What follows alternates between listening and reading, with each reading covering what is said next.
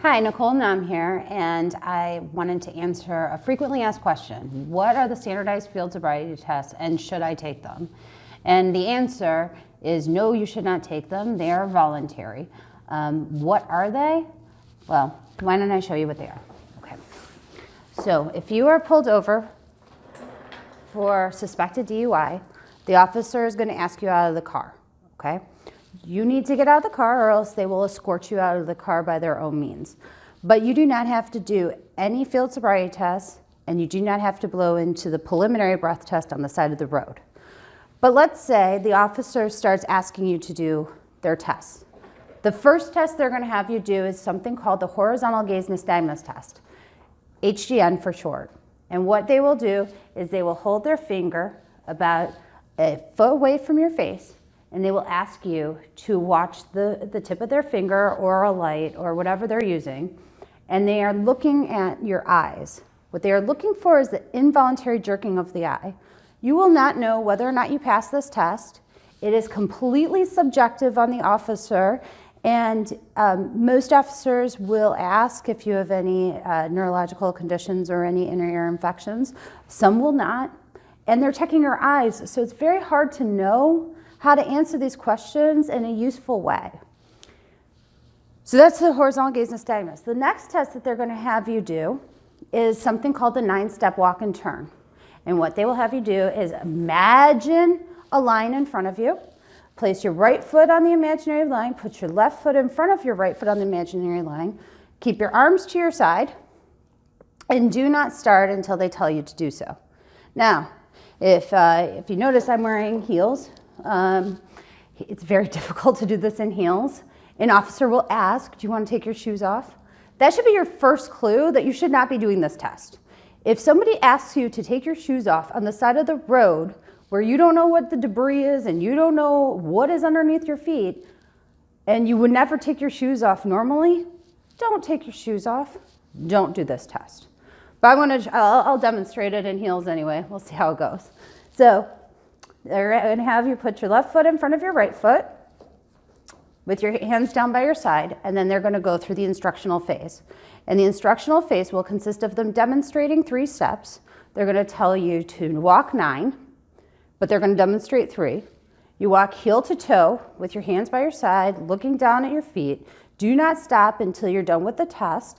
And at the 9th step, you're going to take a series of small steps to turn around and come back. So it'll look something like this.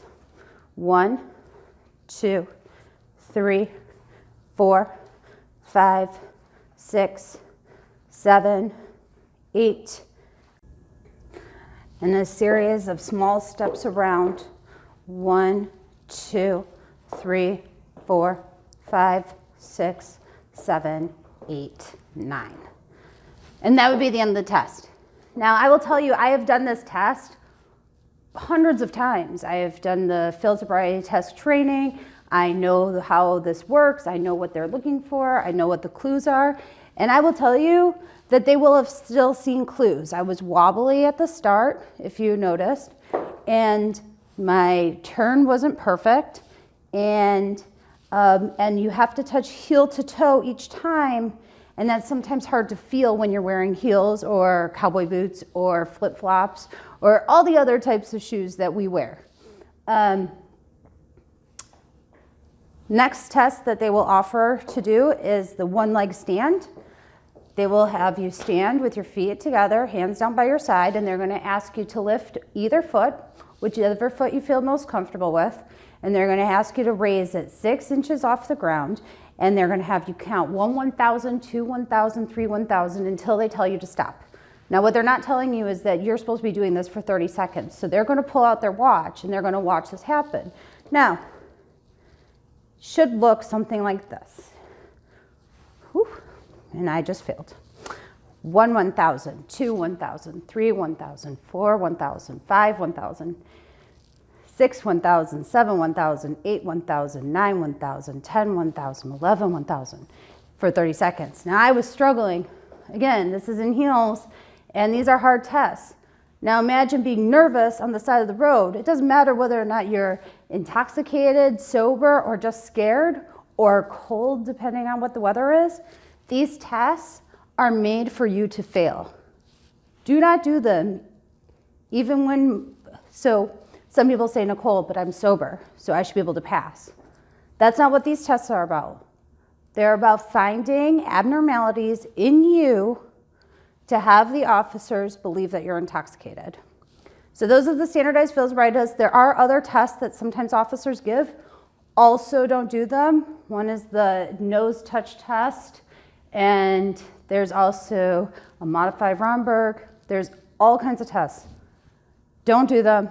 They are voluntary. You shouldn't do them because you don't have to. Thank you.